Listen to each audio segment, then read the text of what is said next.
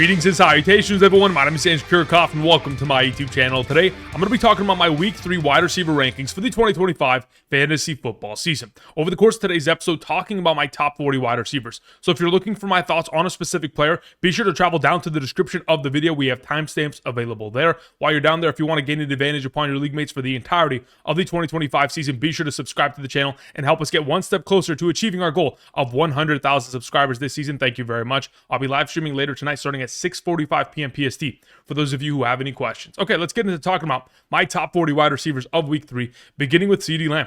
He's coming off of 4 consecutive games of 100 or more receiving yards and now has an opportunity of taking on the Chicago Bears. This matchup, again, is an advantageous one considering the Bears thus far this season are allowing 36.4 fantasy points per game to opposing wide receivers in a half PPR just based off of receiving statistics isolated. That's receptions, yards, and touchdowns. That's the second best matchup at the position. And the implicated total of this game is at 50.5. So if we're going to anticipate a shootout against the Chicago Bears, we should see CeeDee Lamb finding a lot of success considering Jauan Jennings, their number 1 cornerback earlier this week, was designated indefinitely out for the remainder of the season with a groin injury. We have seen Amon-Ra St. go for 9, 115, and 3 touchdowns. J-Mo for 108 and a touchdown.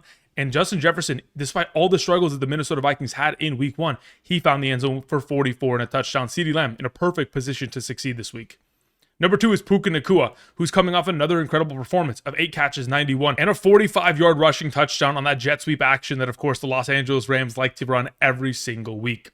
Over the course of the first 2 weeks of the season thus far, 13 targets, 11 receptions, 146 yards from the slot position against Puka Nacua is continuing to get more expansion within that role, which again this week against the Philadelphia Eagles will allow a Puka versus Koopa matchup, which is Puka Nacua versus Cooper DeJean. This is going to be a matchup in which we have to keep our eyes on, but I anticipate a lot of success for Puka Nacua, primarily because in the 2 matchups in which he took on the Philadelphia Eagles last season, whether it be in the regular season, Week 12 against Philadelphia, 13 targets, 9 catches, 117, or even in the NFL playoffs in the snow game in Philadelphia, 14 targets, 6 catches, 97, and 12.7 fantasy points. So we're anticipating success regardless of the matchup as they're continuing to scheme him open every single week. Now, before we continue, a quick reminder for those of you guys who want my all-encompassing rankings every single week, every Sunday morning, be sure to go ahead, travel down to the description and check out Betr. Not only am I partnering with them to provide plays every single episode in which we'll mention a potential play regarding Tyreek Hill later on, of course, I'm also providing rankings every single Sunday morning. For those of you to get my rankings by position, by tier, half PPR, full PPR, including flex, be sure to travel down below, click on the link, sign up using code Andrew, make that first time deposit minimum of 10, and all you have to do after that is make a first time play within a real cash play, minimum of $1, and you'll be on my email list and get those emails every single week for the remainder of the season. New users who sign up today using code Andrew get a free $10, so take advantage of the opportunity. Check out the map to the right side of the screen to determine your eligibility based on your current location, and of course put together some plays for this upcoming Thursday's game with the Miami Dolphins taking on the Buffalo Bills. Thank you very much for all the support. All right, let's continue on with our number 3 within this S series, Ja'Marr Chase, coming off an incredible performance of 29.5 half PPR fantasy points. Incredible production, 14 receptions, 165 and a touchdown. Now you may be wondering, well, Andrew, wasn't a lot of that production with Joe Burrow? Well, in fact, that wasn't the case. In 2.5 quarters with Jake Browning under center, we saw Ja'Marr Chase get 11 targets, 10 catches, 128 through the air for 17.8 fantasy points. And sure, there was a lot of production with Joe Burrow early in that game as Ja'Marr Chase scored a touchdown, but for the remainder of that game with Jake Browning involved, we still saw a lot of production, not only from Ja'Marr Chase, but also T. Higgins, despite all the interceptions that Jake Browning was throwing. I think the closest thing that we can compare this to is CeeDee Lamb last year. After he lost Dak Prescott for the remainder of the season in a half PPR scoring format, he had the identical fantasy point per game production, even with Cooper Rush. I think Jake Browning is a significantly better quarterback than Cooper Rush. I expect him to maintain his production, his opportunity share. I expect for the Bengals to get the ball in Ja'Marr Chase's direction early and often. A lot of these opportunities, potentially even easier ones, whether it is close to the line of scrimmage, in order to just make sure Chase has his hands on the ball in which he can make plays after the catch. Now, when we continue on with this matchup, we have the Cincinnati Bengals taking on the Minnesota Vikings. We have former teammates, former LSU Tigers taking each other on, and now we could potentially settle who is truly the best wide receiver in the National Football League, as both of them will be playing with backup quarterbacks. We have Carson Wentz starting for the Minnesota Vikings. But as we all know, and I've said before, Justin Jefferson is quarterback proof. If we travel back to 2023, in the games in which Justin Jefferson played with Nick Mullins under center, he was averaging 18.35 fantasy points per game. Throughout that span of time, averaging 11 targets, 7.5 receptions, 119 receiving yards, and a half a receiving touchdown per game, taking on the Bengals that is allowing nearly 30 fantasy points per game to opposing wide receivers, with Jordan Addison out for another consecutive game, and Carson Wentz most likely looking in the direction of his number one option. Again, this is one of the easier matchups going into the given week, and hopefully a high-scoring contest. To close out the S tier, we have Malik Nabers, who is coming off of an incredible game of 33.2 fantasy points, was able to get himself a lot of opportunities deep down the field, and we know that Russell Wilson's deep ball has still been great year over year, despite the fact that he's been associated with lesser offenses. But of course, Malik Nabers fully able to take advantage of it. The only worry that we have for Malik Nabers this week is that they take on the Kansas City Chiefs in that secondary, despite how badly they played in week 1 against the Los Angeles Chargers. Obviously, we're able to flip the script and play incredibly well against DeVonta Smith and A.J. Brown. We're hoping that, of course, this Chiefs defense that is running man coverage, whether it is cover 0, cover 1, or cover 2 man, is playing that about 36% of the time thus far this season. Hopefully, they'll be able to man up against Malik Nabers this week, as he is averaging 3.67 yards per route run against man coverage in 2025, which is a huge upgrade in comparison to his 2.3 average in 2024. Of course, if you give him the opportunity, he can make one singular play that makes his entire fantasy week. Number 6, to begin the A tier, we have Amon-Ra St. taking on the Baltimore Ravens. Look, Jared Goff had just as many passing touchdowns as he has incompletions in the matchup against the Chicago Bears. This was a one-sided affair, and of course, Amon-Ra St. coming away with 9 receptions, 115 and 3 receiving touchdowns is a career game. I don't think we'll expect to see something like that from Amon-Ra St. in quite some time, but there's always a possibility that it could occur this week, considering they are taking on the Baltimore Ravens. The current total for this game is sitting at 52.5, an implicated shootout on our hands, in which we could see a game very similar to the Buffalo Bills taking on the Baltimore Ravens, where both of these offenses are unstoppable and, of course, continuing to run up the score. The Ravens, over the course of the first 2 weeks of the season against Buffalo in the slot position, allowed 7 catches for 82, and against Cleveland, 7 for 72 and a touchdown. I would anticipate a lot of success from Amon-Ra St. as he is one of the top slot receiving options in the NFL. Number 7 is Jaxon Smith-Njigba. Man, Njigba has been incredible. 8 receptions and 100 receiving yards minimum in each of the last 2 games, being able to garner 51% of the yardage share of this offense and 30% of the target share through the air. Again, if we're going to continue to feed him the ball in this capacity, coming off a week of 10 targets, expect for Jaxon Smith-Njigba to be fantastic, taking on the New Orleans Saints, in which this should, yes, be a positive game script, but in order for it to be a positive game script, they have to score. And they have to utilize Jaxon Smith-Njigba in his efforts to take apart this New Orleans Saints defense. Thus far this season, JSN has been a zone killer.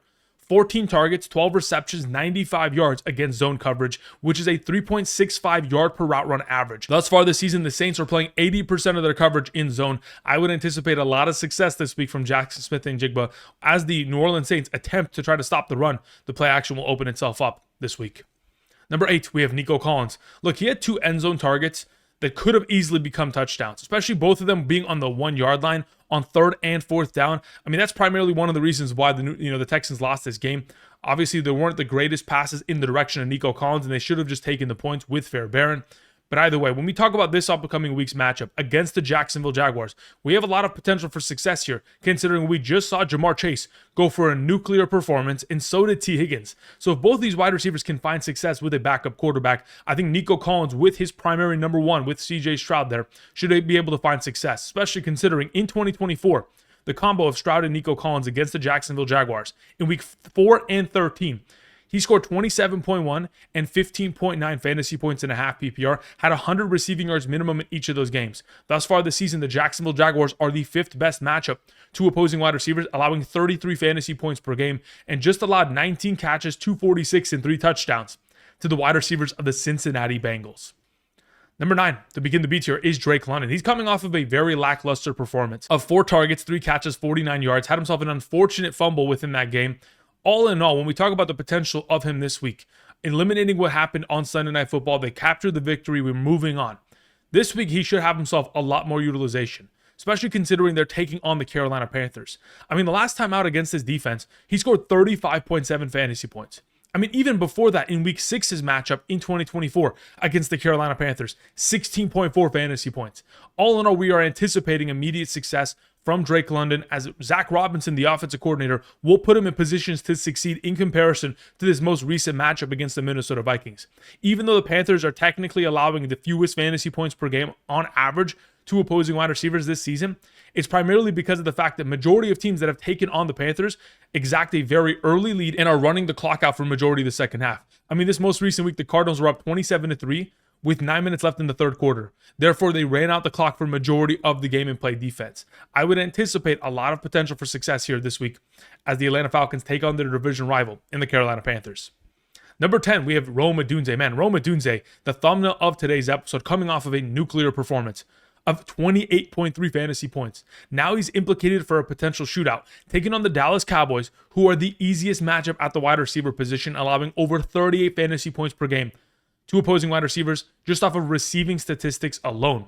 This game is implicated to be a shootout because of the 50.5 total. And if we're going to continue to see Rome Odunze average 10 targets per game like he has thus far this season, with all the negative game scripts ahead, I'm anticipating immediate success. The reason why I wanted to specifically show Rome Odunze's overall route tree of targets that he received on Sunday against the Detroit Lions, just look at how he is getting utilized deep down the field, a lot of opportunities, was able to score a touchdown on the identical route, just a drag route across the field, able to make plays after the catch. These kind of opportunities are going to continue to go in his direction, especially considering they are taking on this Dallas Cowboys secondary that has been dealing with a lot of injuries in their secondary. Deron Bland missing a little bit of time. If he's a miss again, we would anticipate another big performance here. Rome Odunze, pretty much, considering I look at the screen and I see him right underneath JSN, he is having a JSN type of breakout in year 2. Number 11. We have Zay Flowers taking on the Detroit Lions. Another wide receiver implicated for a potential shootout with a 52.5 point total. Again, if we're going to have ourselves a back and forth fire up matchup between Amon-Ra and Zay Flowers trading, blows here and there, we got to talk about Zay Flowers, who over the course of this season thus far, averaging 10 targets per game and has had himself a base minimum of 7 receptions per game. Just to put into perspective how rare that has been in Zay Flowers' career, last season in the 17 games that he played, he was only able to get himself 7 or more receptions on 4 different occasions. Again, he's accomplished that in each of the first 2 games this season thus far. They're taking on the Lions that just allowed Rome Odunze to go for 28 fantasy points. They're giving up 32.8 fantasy points per game on average this season thus far. The 6th best matchup at the wide receiver position. Fire up Zay Flowers. Davante Adams is our number 12. When I watched back this game, there was 3 incompletions just in terms of end zone targets for Davante Adams. Again, 2 of them could have scored touchdowns on separate drives alone. Davante Adams could have came away with 8 receptions, 120, and 3 receiving touchdowns within the matchup against the Tennessee Titans if the ball placement had been just a little bit better. But there was a concerted effort by Sean McVay, by Matthew Stafford, to get the ball in the direction of Davante Adams, to get him his first receiving touchdown of his Los Angeles Rams tenure. Again, coming away with 13 targets, but only 6 catches, 106, and a touchdown, we'll take the performance, but we know that there's more upside to be earned, especially when we have an opportunity of taking on the Philadelphia Eagles this week. Again, Puka Nacua last season went for 9 catches, 117, 6 catches, 97 in those matchups. Even Cooper Kupp diced them up with 8 catches, 60, and a touchdown. We're anticipating Davante Adams and this passing attack to, of course, flourish against the secondary. Number 13, speaking of the Philadelphia Eagles, we have A.J. Brown.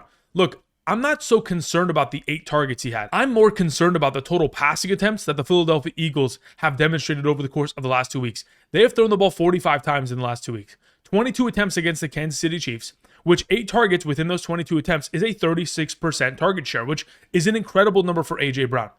But ultimately, that is not enough passing attempts if we are hoping for even more upside for success for someone like A.J. Brown.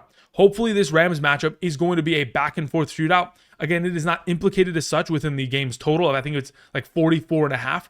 That's going to be a lower scoring game potentially because they're anticipating a lot of running from the Philadelphia Eagles side, as that is what they have done all season long in terms of dominating time of possession and continuing to get first downs with their legs. And of course, convert fourth downs with the tush push, despite all the controversy that has revolved around that. But last season, in the 2 matchups in which we saw A.J. Brown taking on the LA Rams, in the playoffs, it was a snow game. They just ran the ball with Saquon Barkley. He ran for over 230 yards. Really no implication for wide receivers. But in week 6 against the LA Rams, 6 catches, 109 and a touchdown, 19.9 fantasy points. We're hoping for more production like such from A.J. Brown taking on the Rams this week. Thus far this season, his ADOT sits at 7.2. Every single season prior to this in his career with the Philadelphia Eagles has sat at 12 or more. average depth of target. That number's got to increase. We got to get a couple deep shots for him this week.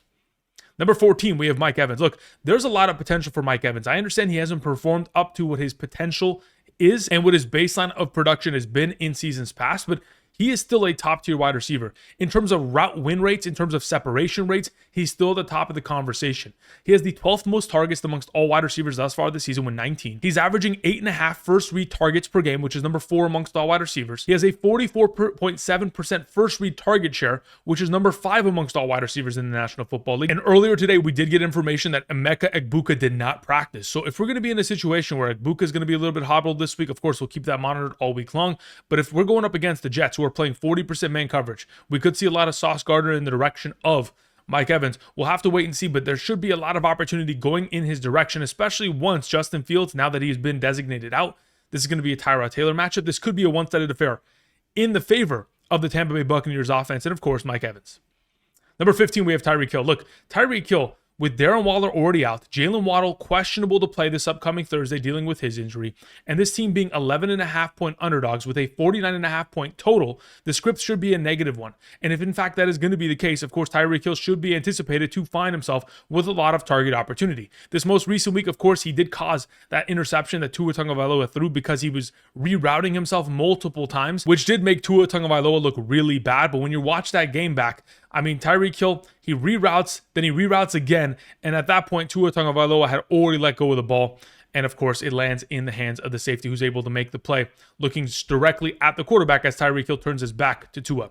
Nonetheless, going into this week, we are anticipating success in terms of fantasy. Again, whether or not the Miami Dolphins are able to keep up with this team is irrelevant. It's just purely a matter of can Tyreek Hill get the opportunities he deserves within the second half of this upcoming game. I expect him to do so. Therefore, when I head on over to Betr and look at his current number of 64.5 receiving yards, I'm thinking that the idea of going more than that should very easily be capable, especially considering in the last 3 games in which the Buffalo Bills have taken on the Miami Dolphins. In the 2 games in which we have had a Tua Tagovailoa healthy, we have seen Tyreek Hill surpass 80 receiving yards in each of those games. I feel far more comfortable with the potential of 59.5 and going more on that this week. Therefore, I will probably pair him up, as you can see on the bottom of the screen, with Devon Achane in that overall capacity. So be sure to go ahead. If you guys want to go ahead and make some plays, check that out. There's a possibility in which you can take advantage of that for this upcoming Thursday night. Moving on to our number 16, we have Brian Thomas Jr. Watching this game back was incredibly difficult because Brian Thomas Jr. does not look like the 2024 version of himself. He had 2 drop passes, which were blatant. One of those passes within the end zone in which he had a fear to catch the ball. That's how I can explain it. He did not want to go ahead and put his body into harm's way to make that reception. And that's actually multiple times over the course of this entire game in which he is afraid to catch the ball because oftentimes they are hospital balls. So I don't blame him, but at the same time, when you have the very underwhelming performances that he's put forth thus far, and now you have a Stingley or Lassiter matchup up ahead here, probably, Stingley shadowing him for majority of this game, despite the fact that last season he scored 18.9 and 16.7 fantasy points against the Texans, and it is technically a top 10 matchup at the wide receiver position thus far this season. I would still anticipate him to be a little bit of a lesser option in comparison to where we've had him ranked in weeks past. Number 17 to close out this tier is Deebo Samuel. Look, Deebo Samuel, 7 receptions minimum in each of the last 2 weeks. 9 of his 14 total receptions behind the line of scrimmage. So it's not really just a matter of, is Deebo Samuel just like the number 1 receiver? What's the deal, Andrew? Well, he's a gadget player. They want him to get the ball in his hands because he is incredible after the catch, and that is what he has demonstrated thus far this season. Now, outside of the work that he gets behind the line of scrimmage, everything else is between the numbers. He's running skinny posts, crossing routes, slant routes. That is basically it. Easy receptions to make plays after the catch. This week, they do take on the Las Vegas Raiders, and he will most likely be without Jaden Daniels. There's a possibility in which Marcus Mariota could take over. Even if that is the case, I am still confident that this offense is going to find success just based on how the workload of Deebo Samuel has looked thus far this season, as he is finding himself with easy receptions and designed plays to find fantasy success for this season. Moving on to our number 18, we have Ladd McConkey. Look, Ladd McConkey has been great, but with such an increase in target competition within this offense, he's sitting at, this most recent performance of 5 targets, 5 catches in comparison to what it could have been, late last season where he's finding himself with 8, 9, 10 targets within singular games. Now they have to take on a difficult matchup against the Broncos, who are playing man coverage 47% of the time this season. Cover 0, cover 1, or of course, cover 2 man. Last season against the Denver Broncos, of course, he found success with 11.7 fantasy points, 6 targets, 6 catches, 87 yards. And even though the Broncos are the third most difficult matchup for wide receivers this season, I'd still anticipate McConkey to be valuable because he's coming off of 10 consecutive games of 5 or more receptions. Again, that is a better play if you're interested. But as of right now, again, I'm continuing to anticipate McConkey to get himself highly utilized within this offense, and as the primary slot receiver, should have an easier time as he is not facing against guys like Patrick Surtain. Number 18, we have Garrett Wilson. Look, with Justin Fields already designated out this week, we now have the opportunity of Tyrod Taylor taking over. In the absence of Justin Fields in this most recent game against the Buffalo Bills, we did see Tyrod Taylor have 11 passing attempts to close out that game. 4 of those targets in the direction of Garrett Wilson, which is a 36% target share. He knows where to send the ball. Even last season, if you go back to week 1 against the San Francisco 49ers when they pulled Aaron Rodgers, of course, Tyrod Taylor immediately comes into the game and throws the ball in the direction of Garrett Wilson on a consistent basis. We're anticipating that, again, Garrett Wilson will be a value, especially considering number 1 wide receivers against the Tampa Bay Buccaneers, Nico Collins, and of course Drake London, have found success. Considering this is anticipated to be a negative game script, I would assume Garrett Wilson should be a solid play in comparison to his week 2 contributions. Number 20, we have Jakobi Meyers taking on the Washington Commanders. Look, Jakobi Meyers, 10 plus targets in each of the last 2 games. I cannot ask for anything more. I'm going to continue to fire him up because, again, he is getting himself enough opportunity to where he could easily be a top 12 player if he finds himself into the end zone. And I'm assuming that's not too far into the future. Again, the Commanders thus far this season are only allowing 19.5 fantasy points per game to opposing wide receivers, 71 yards to Nabers in week 1, and only 28 yards and a touchdown to Dobbs in week 2. But I would anticipate, considering the target opportunity continues to go in Jakobi Meyers' direction as the number 1 receiving option of this offense, he should still be in this top 20 conversation for week 3. Number 21, we have Xavier Worthy. Look, this is purely speculative as to whether or not Xavier Worthy is actually able to participate and play this week. He's obviously practiced last week, and he will resume practicing today. And in the event in which he is available, again, we got to remember last season from weeks 11 through the playoffs was averaging 7.6 targets per game and 14.64 fantasy points per game within this offense. Based on what we have seen from Tyquan Thornton and Marquise Hollywood-Brown thus far this season, and the inabilities for someone like Travis Kelce to catch the ball, if Xavier Worthy is active, he immediately becomes the number 1, taking on the Giants that are giving up the 3rd most points to opposing wide receivers thus far this season. Lamb, Pickens, Deebo all crushed this defense. Therefore, Xavier Worthy will be able to follow suit, assuming he is fully healthy and ready to resume his streak of success here. Number 22, we have Emeka Egbuka. Yes, he did not practice earlier today. We're going to keep that monitored. If, in fact, again, that trends towards Friday not practicing, we would then look for an alternative option. But considering this offense is creating designed receptions to get him into the end zone, those are all fantastic positives going forward. Now, he could have very easily also scored another touchdown in that game against the Houston Texans if it wasn't for the fact that Baker Mayfield led him up the field rather than towards the sideline on that scrambled reroute. In the event in which he leads him towards the sideline, he makes that catch. He ends up scoring a 40-plus yard touchdown. Nonetheless, when you're taking on the Jets this week, this could be a one-sided affair with Tyrod Taylor as the starting quarterback of the opposite side. This could be a game in which Tampa Bay pours it on this week. Number 23, we have DK Metcalf taking on the New England Patriots. Look, this time last year when we had Aaron Rodgers dealing with Garrett Wilson, from weeks 1 through 4, Garrett Wilson was averaging 8.4 fantasy points per game in a half PPR. It took a while for them to get on the same page. And I think that's what's going to take place here with DK Metcalf. In due time, he is going to be far more relevant and he will see himself far more opportunity once their connection finally clicks. Now, this week they do take on the New England Patriots. Christian Gonzalez has been out each of the last 2 weeks, but he looks like he's going to participate in practice this week. As to whether or not he plays, we'll keep that monitored. Luckily for DK Metcalf, last season, week 2 against New England, 14 targets, 10 catches, 129 and a touchdown. Had himself a huge performance. The New England Patriots, the 4th best matchup at the wide receiver position thus far, as they've allowed 8 catches for 97 to Jakobi Meyers, 6 catches for 109 for Tyreek Hill, and 5 for 68 and a touchdown from Jalen Waddle. Of course, fire up DK Metcalf. Number 24, we have George Pickens. Yes, George Pickens back into this top tier conversation, primarily because of this singular factor. They take on the Chicago Bears. Again, the Chicago Bears are the 2nd easiest matchup at the wide receiver position, allowing 36.4 fantasy points per game. This game is expected to be the 2nd highest scoring this week with a 50.5 total. And if we've seen Amon-Ra, J-Mo, JJ all succeed, why not CeeDee Lamb and George Pickens? Now, I understand George Pickens in the first half of this most recent game against the Giants, 4 targets, 1 catch, 12 yards. Not a very impactful performance. But in the second half, he pulled a 22-yard defensive pass interference, a 23-yard defensive pass interference. Then he had 5 targets, 4 catches, 56 and a touchdown. I think now that production has kind of flowed in, they're going to look in his direction far more often as we proceed, as still the number 3 option behind CeeDee Lamb and, of course, Jake Ferguson. Number 25, we have Tetairoa McMillan. Look, I wanted to go ahead and first and foremost demonstrate his route tree because he's running very similar kind of routes every single time out. It's either a comeback route that is 5 yards in which they're trying to let him make plays after the catch, or it's a skinny post. That is legitimately all he is mainly doing. Occasionally, he will run a go route, a 7. Either way, as of right now, I don't love the way that they're utilizing Tetairoa McMillan because I think he could be so much more valuable. Luckily, this week he does take on the Atlanta Falcons, and even though the Falcons have been one of the better defenses in the National Football League, what is a positive thing is that this week, A.J. Terrell currently dealing with a hamstring injury. If he is to miss, McMillan is an even better play than number 25, but I leave him here under the assumption that A.J. Terrell is active. The Falcons are playing about 25% man coverage. If you want to man up with Tetairoa McMillan and give him the opportunity to find himself success, he will easily be able to accomplish that, as we saw Emeka Egbuka find success against his defense. And even though, of course, the Vikings struggled, JJ still came away with 81 yards within the matchup.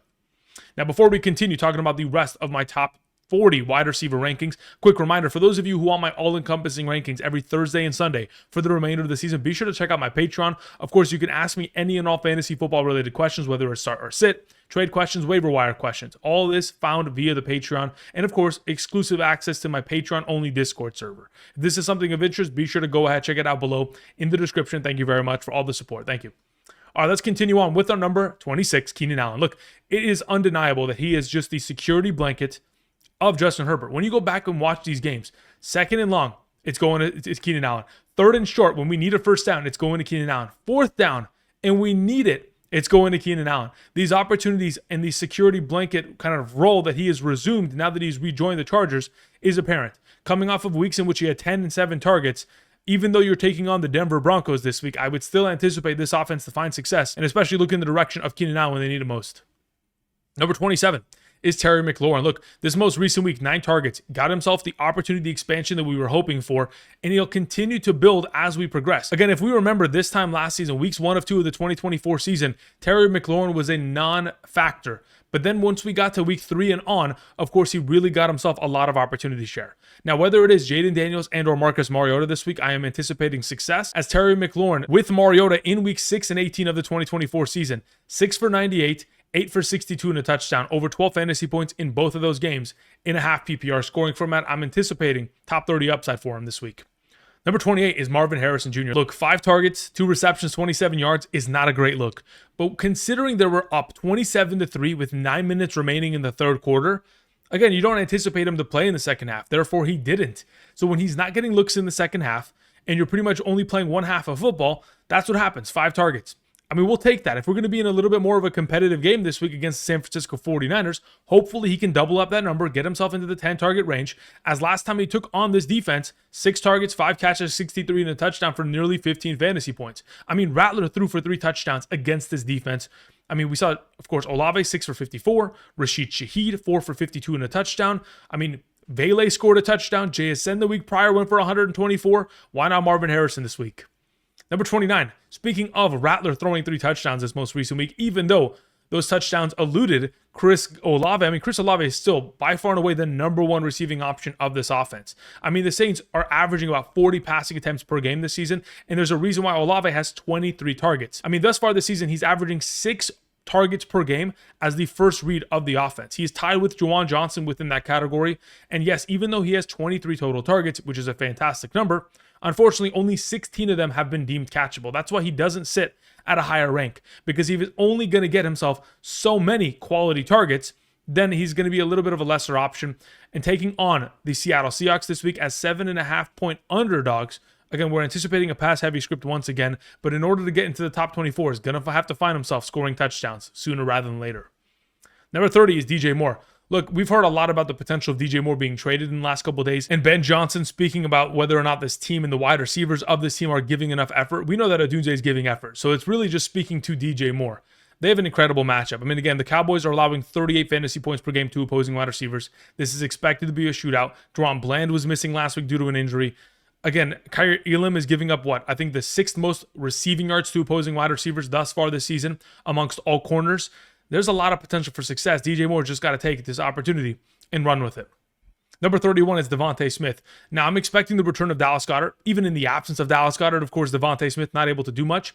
But 6 targets on 22 passing attempts is still a 27% target share. So still a lot of opportunity based on the offense that he's associated with, but just not enough to be fantasy relevant. Unless this is going to be a back and forth shootout, and unless Goddard is going to miss this game, which will give DeVonta Smith more opportunity for success, he still sits here at number 31. Michael Pittman Jr. sits at number 32, primarily because Josh Downs and Tyler Warren both missed practice earlier today. If, in fact, we monitor that and either of them are going to miss, it is only going to elevate Michael Pittman Jr.'s potential for success, considering he's playing about 82 to 3% of the offensive snaps thus far this season. And if we're going to be in a situation in which he's taking on L'Jarius Sneed, I mean, the number one wide receivers of these offenses, Sutton going for 6 catches, 61 and a touchdown, and most recently, Davante Adams, 106 and a touchdown, while Puka Nacua went for 8 catches. There's a lot of success found against this Tennessee Titans secondary. I'd assume Michael Pittman Jr. follows suit. The next player we were mentioning is Jauan Jennings. Until we get the return of Brock Purdy, which I don't believe to be this week, Jauan Jennings will be more valuable than Ricky Pearsall based on the 10 target opportunities he got and a couple of the potential drops that he even had. I understand that he's still working back from his shoulder injury, but he looked good even in the downfield opportunities he had. Had he caught those 2 extra passes, we're easily breaking over 100 yards and having a huge week. Taking on the Arizona Cardinals is an advantageous matchup, especially considering Will Johnson dealing with a bit of an injury himself.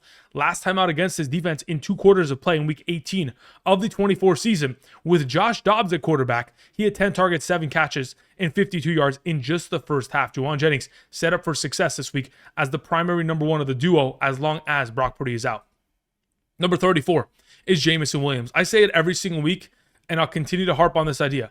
It takes one singular play for Jameson Williams to be fantasy relevant. This most recent week, he had 2 of those plays. One of them, a 64-yard reception. The other, a 44-yard receiving touchdown. This game is implicated to be a shootout. 52.5-point total. I've mentioned it on multiple occasions with players like Amon-Ra and Zay Flowers. If this is in fact going to be a shootout and Jared Goff's going to play as well as he did this most recent week with just as many passing touchdowns as incompletions, 5 each, I would anticipate Jameson Williams to be fantasy relevant.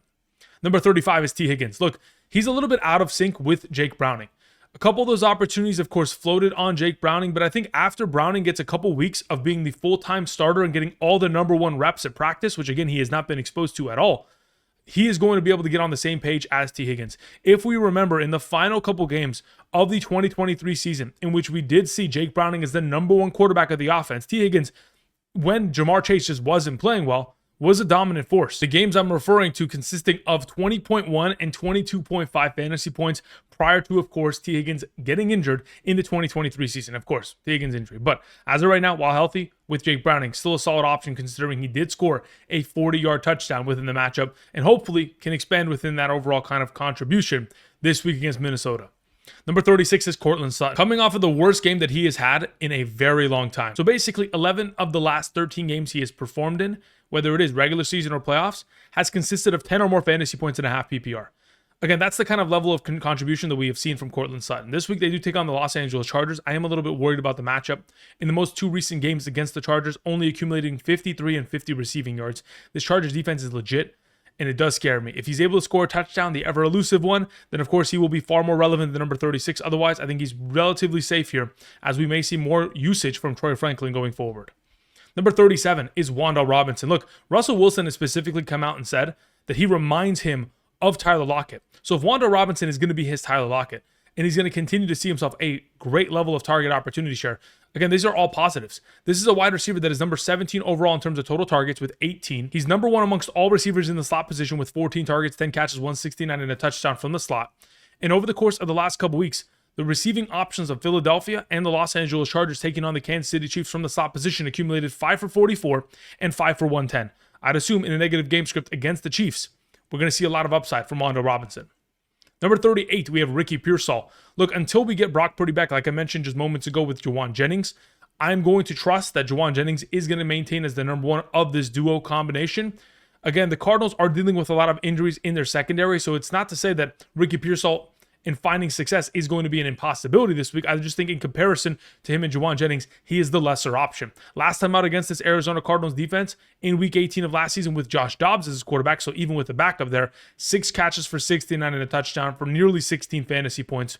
Again, we're hoping for more opportunities, and I'm just going to be a little bit more conservative with it, ranking him a little bit lower this week. Number 39 is Keon Coleman, taking on the Miami Dolphins. Look, this most recent matchup where we saw him catch the ball 3 times for 26 yards wasn't a matter of the specific matchup against Sauce Gardner, but rather the fact that this was a blowout. Again, after the first 4 drives of the Jets offense, leading to a 20-0 lead for the Buffalo Bills, in the second half of the game, we did not see Keon Coleman get any workload because it was Tyrod Taylor versus Trubisky in the second half. Therefore, when you take on the Dolphins, which are an advantageous matchup, and just gave up 2 receiving touchdowns to opposing Patriots wide receivers, and Michael Pittman Jr. in week 1 went for 80 and a touchdown, Keon Coleman implicated for a solid role here. The final player I wanted to mention within my top 40 is Quentin Johnston.